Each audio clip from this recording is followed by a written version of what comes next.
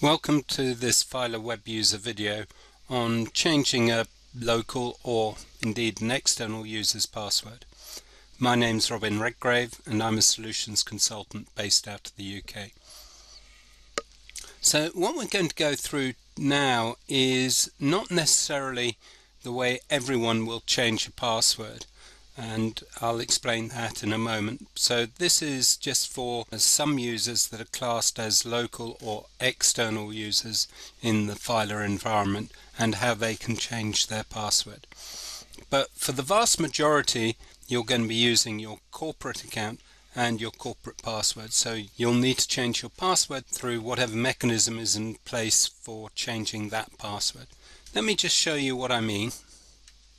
So in this instance I'm logged in as what's known as a LDAP user, and if I just take the drop down here and go to view profile, you'll see these are grayed out, these settings, and I've got this comment here: the details on this page cannot be edited as they're managed by my administrator.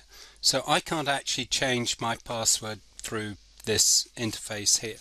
But let's just log out and we'll log in as a local user.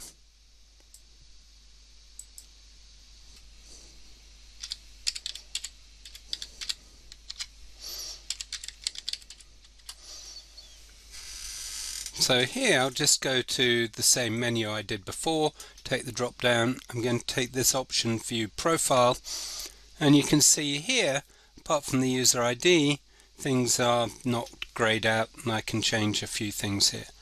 And down here I've got the option to change password.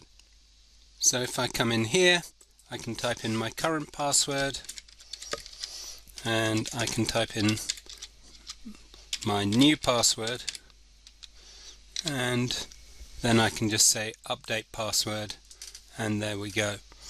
And if I'm an external user, so someone who's had something shared with them that's outside your organization, they can change their password in exactly the same way.